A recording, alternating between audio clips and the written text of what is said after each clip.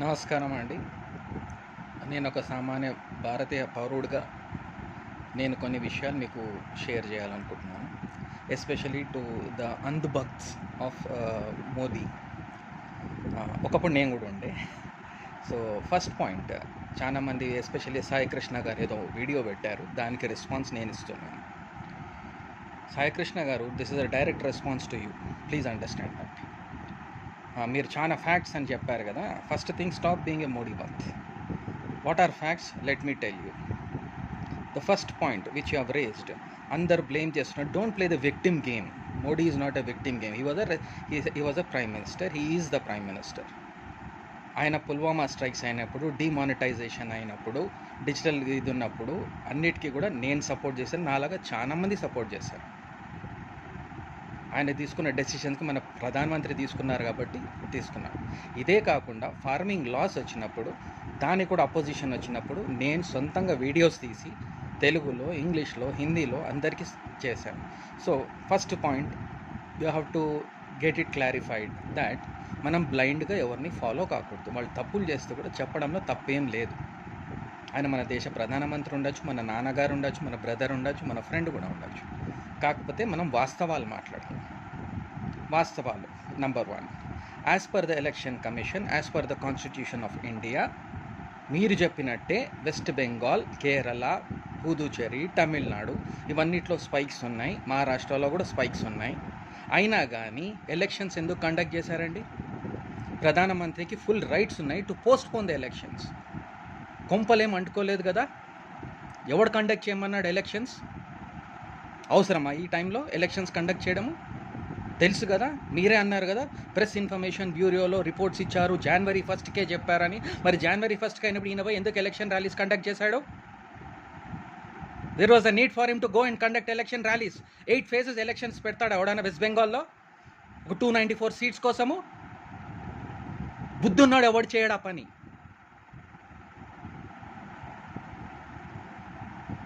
అక్కడ పోయి లక్షల జనాభాను సేకరించి ర్యాలీస్ చేసుకొని మళ్ళీ ఇక్కడ ఢిల్లీకి వచ్చి కోవిడ్ సంగతి ఏమైంది అని మాట్లాడతాడా? ఆయనకు పవర్స్ లేదా? ప్రెసిడెంట్తో మాట్లాడి ఎలక్షన్ని పోస్ట్పోన్ చేయలేడా? కొంపలు ఏమంటుకుంది? ఉంటే ఉండని మమతా బెనర్జీ తమిళనాడులో, కేరళలో ఉండనియండి 1 year కోసం. ఏమైంది? ఎక్స్టెన్షన్ అవుతుందేమో. పాండమిక్ సిచ్యువేషన్ ఉంది కదా, స్పెషల్ సిచ్యువేషన్ ఉంది కదా. స్పెషల్ సిచ్యువేషన్లో ఉంటుంది, డెస్పరేట్ మెషర్స్ ఉంటాయి. కాకపోతే ఎక్స్టెండ్ చేయాల్సి వస్తుంది గవర్నెన్స్. అందరితోటి సబ్కా సాత్ సబ్కా వికాస్ ఎక్కడైతుందండి? Is only building the brand Modi. Understand that. ఈ ఫండ్ నుంచి అది ఇచ్చారు, ఆ ఫండ్ నుంచి ఎలక్షన్ ర్యాలీస్ ఇవ్వడానికి కండక్ట్ చేస్తాడా అండి? ఫస్ట్ పాయింట్ అది ఆన్సర్ చేయండి. కంటి పోస్ట్పోన్ ద ఎలక్షన్స్. ఈ రోజు కూడా 27th April, even today, if I'm not mistaken, today is 26th April కూడా ఆయన ట్విట్టర్లో అకౌంట్లో చూడండి, today's last phase of west Bengal elections, go and vote in large numbers. అవసరమా? అంటే ఆయనకు ఓటర్లు కావాలా? నిజంగా ఆయనకు అంతనే ఇది ఉంటే ఈ should have told all the chief ministers ఎప్పుడో 6 months బ్యాకే. సెకండ్ వేవ్ వస్తుంది under WHO, US, Europe, everybody is saying second wave వస్తే చాలా తీవ్రంగా ఉంటుందని. మరి అది ఎందుకు కర్బ్ చేయలేదు? ఏం అవసరం ఉంది ఎలక్షన్స్ ఉన్నాయనేసి? ఇప్పుడు మన రాష్ట్రానికి తెలంగాణకు వస్తేనే ఏమైందండి? ఆ కేసీఆర్కి వరంగల్ ఎలక్షన్స్ పెట్టాలా, నాగార్జున సాగర్లో ఎలక్షన్స్ పెట్టాలా, ఖమ్మంలో ఎలక్షన్స్ పెట్టాలా? అవసరమా? ఆ ఎలక్షన్ కమిషన్ అందరు తిడుతున్నారు పార్థసారథిని. జనాలు ఇంత చచ్చిపోతుంటే ఆయనకి ఎలక్షన్స్ కావాల్సి వచ్చిందా కేసీఆర్కి? ఆ ఎలక్షన్ కమిషనర్కి ఇది లేదా? అరే సీఎం అండ్ ఎలక్షన్ కమిషనర్ కూర్చొని మాట్లాడి సరేనండి పోస్ట్పోన్ చేయండి. కొంపలేమంటుకున్నాయి. Warangal elections, Khammam elections, Nagarjuna Sagar elections కొంపలేమంటుకున్నాయండి. జనాలను చంపి మీరు ఎలక్షన్స్ కండక్ట్ చేస్తారా? ప్రైమ్ మినిస్టర్ ఒక మాట చెప్పలేడా కేసీఆర్కి? ఇప్పుడు అవసరం లేదండి ఎలక్షన్స్, నేనే ఇప్పుడు ప్రైమ్ మినిస్టర్ కండక్ట్ చేస్తున్నప్పుడు వేరే వాళ్ళకి ఏం చెప్తాడండి ఆయన? సెకండ్ పాయింట్, ఆక్సిజన్ ఇప్పుడు ఎవడిస్తున్నాడు? maximum production ఎక్కడి నుంచి అవుతుంది? Visakhapatnam steel plant that was suppose to be privatised. Who is giving it? Public sector company అన్ని డిస్ఇన్వెస్ట్మెంట్ చేస్తా అని కూర్చున్నాడు ఆయన. దేని ద్వారా చేస్తున్నారు ఇప్పుడు? How are you supplying? Through Indian railways కూడా ప్రైవేటైజేషన్. ఇప్పుడు ఆదుకునేది ఎవరు? Visakhapatnam steel plant, Indian railways, major funding ఎవరి నుంచి వస్తుంది? ఎల్ఐసి, అన్ని privatisation, banks, state bank of India, insurance companies, ఇవన్నింటి ప్రైవేటైజ్ చేసేసి $5 trillion ఎకానమీ అవుతుందా? ఎప్పుడైనా గుర్తుపెట్టుకోవాలి, ఒకడు $2 trillion టచ్ చేసి, ఇది $4 trillion టచ్ చేసి దాన్ని $5 trillion మాట్లాడాలి. అవసరం ఉంది కాబట్టి పిచ్చి పిచ్చిగా చేయకూడదు ఏది కూడా. సడన్గా నువ్వు గల్లీ క్రికెటర్ పోయి ఇంటర్నేషనల్ క్రికెటర్ ఆడతాడా అండి? ఇంటర్నేషనల్ మ్యాచ్ ఆడతాడా? నువ్వు $3 trillion టచ్ చేయలేదు economy. How are you going to touch $5 trillion economy? అన్నీ అమ్ముకుంటా పోతే అయిపోతుందా? అన్ని అంబానీ అదానీస్కి అమ్ముకుంటా పోతే అవుతుందా? ఈరోజు మనకు అంబానీ ఆక్సిజన్ ప్రొడ్యూస్ చేయాలా? ఆ దేశం మనం అంత క్లిష్ట పరిస్థితుల్లో ఉన్నామా? అంత దీన పరిస్థితుల్లో ఉన్నామా? ఒక అంబానీ గారి దగ్గర నుంచి మనం ఆక్సిజన్ తీసుకోవడానికి మనం ప్రొడ్యూస్ చేయలేమా? అన్నింటికి బ్లేమ్ గేమ్ ఆడకండి మీరు. బీజేపీ, టీఆర్ఎస్, కాంగ్రెస్ ఇవన్నీ అందరు దొంగలే.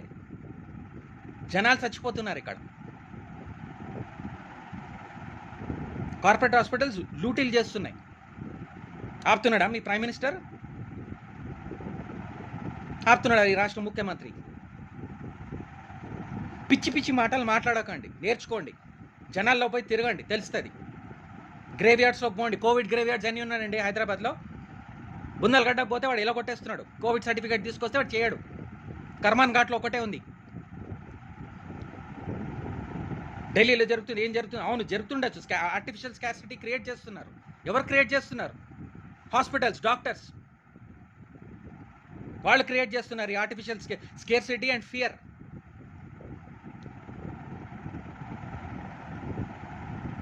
సరే, ఇన్ని మాటలు మాట్లాడుతున్నారు. కిషన్ రెడ్డి మళ్ళీ ఎందుకు పోతున్నాండి వరంగల్కి క్యాంపెయిన్ చేయడానికి? ఆపండి కిషన్ రెడ్డిని. ఈరోజు ట్విట్టర్ చూడండి. ఇవన్నీ పక్కన పెట్టండి. బెంగళూరులో డ్రగ్స్లో 4 టీఆర్ఎస్ ఎమ్మెల్యేస్ దొరికారు కదా, వాళ్ళ పేర్లు ఎందుకు పెట్టాలి ఇప్పుడు వరకు? ఆ కేసు ఏమైంది? ఆ సచిన్ వాజే కేసు ఏమైంది? సుశాంత్ సింగ్ రాజ్పూత్ కేసు ఏమైంది? శ్రీదేవి మర్డర్ కేసు ఏమైంది? అన్ని బయటకు వచ్చినాయా నిజాలు? అన్ని డీల్స్ చేసుకోవడమే కదా. ఏమన్నాడు అమిత్ షా? నేను శరద్ పవార్ మాట్లాడుకుంది అవసరం లేదు జనాలకు చెప్పడానికి అన్నాడు కదా. ఊరికే పొద్దు సమానం ఇందిరాగాంధీ, నెహ్రూ, కాంగ్రెస్ పార్టీని బ్లేమ్ చేయకండి. ఈ బీజేపీ ఐటీ సెల్కి ఇది ఒక వ్యసనంలాగా పట్టుకుంది మీకు. దేశంలో సామాన్యుడు చచ్చిపోతున్నాడండి మెడిసిన్ లేక, ఆక్సిజన్ సిలిండర్స్ లేక. ఇంకా మీరేమో పిచ్చి మాటలు మాట్లాడుకుంటా ఆందోళన జీవి అండి. ఎవడండి ఆందోళన జీవి? అవును ఆందోళన జీవియే మేము. జనాలు చచ్చిపోతుంటే చూడాలనా?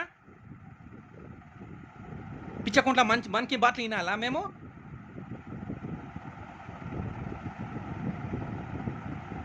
ఆక్సిజన్ ఇచ్చేది విశాఖపట్నం స్టీల్ ప్లాంట్. దండం పెట్టండి అక్కడ పోయి.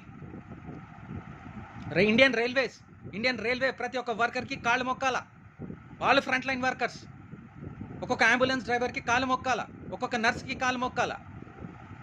గవర్నమెంట్ హాస్పిటల్, గాంధీ హాస్పిటల్ ఎందుకు డెవలప్ చేయలే? ఉస్మానియా హాస్పిటల్ ఎందుకు డెవలప్ చేయలే? సఫ్దర్జంగ్ హాస్పిటల్ ఎందుకు డెవలప్ చేయలే ఢిల్లీలో? తీయాలా లిస్ట్? మాట్లాడితే ఎవరైనా ఆపోజిషన్ మాట్లాడితే వాళ్ళని హేళన చేయడం. మమతా కానీ, రాహుల్ గాంధీ కానీ, ఆ పినరాయి విజయన్ మీద కేసెస్. ఏం అవసరం ఉన్నప్పుడు ఎన్ఫోర్స్మెంట్ డైరెక్టర్ పెట్టి కేసులు వేసి తొక్కేస్తారా? ఆ Sujana Chowdary is a big fraud wise in the BJP. వాడన్నీ ఎగ్గొట్టలేదా పైసలు? ఆ నీరవ్ మోడీ ఏడి, విజయ్ మాల్యా ఏడి? ఏ మాటలు మాట్లాడుతున్నారు మీరు?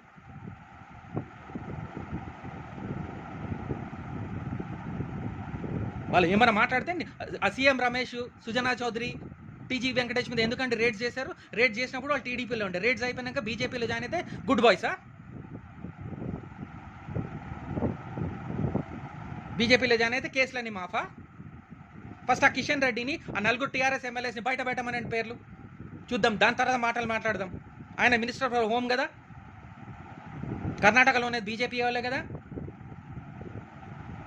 ఎందుకు పెట్టడం లేదు పేర్లు బయట? మోడీ గారు మంచి పని చేస్తే అప్రిషియేట్ చేసినాం, అందరు చేశారు, జనాలు అందరు చేశారు, నేను కూడా చేశాను. పిచ్చి పనులు చేస్తే చెప్పాలి, కరెక్ట్ చేసుకోవాలని. ఎవరండి ఆయన టీంలో ఉండేది? అంత దద్దమ్మలను పెట్టుకొని టీం నడుతున్నాడు ఆయన ఆటోక్రటిక్ స్టైల్లో. ఇండియన్ ఆటోక్రాటిక్ స్టైల్ నడపొచ్చా? డీసెంట్రలైజేషన్ కాదా? రెస్పాన్సిబుల్ పీపుల్ని పెట్టాలి కదా. మీకంటే బెటర్ ఎక్స్పీరియన్స్ పర్సన్ ఉంటే బెటర్ కదా. ఒక సచిన్ టెండూల్కర్ తోటి ఇండియన్ టీం వరల్డ్ కప్ గెలవలేదు. అందరు ఉండాలా టీంలో. అది నేర్చుకోవాలి ఫస్ట్ మోడీ గారు. టీం అంటే అందరినీ రెస్పెక్ట్ చేయాలా. నేను చెప్పిందే వేదం, నేను చెప్పిందే నాకే అంత తెలుసు అనుకునేటోడు మాటలు మాట్లాడతాడు. నేను గుజరాతీ, నా డిఎన్ఏలో ఇది ఉన్నది, ప్రాఫిట్ ఉన్నది అంటే అన్ని ప్రాఫిట్ మీద నడుస్తుందా? నేను గవర్నమెంట్ స్కూల్లో చదువుకున్నా. ఎంతోమంది గవర్నమెంట్ స్కూల్లో చదువుకున్నారు. ఈరోజు Gandhi medical college brilliant doctors వచ్చారు. Osmania medical college brilliant doctors వచ్చారు.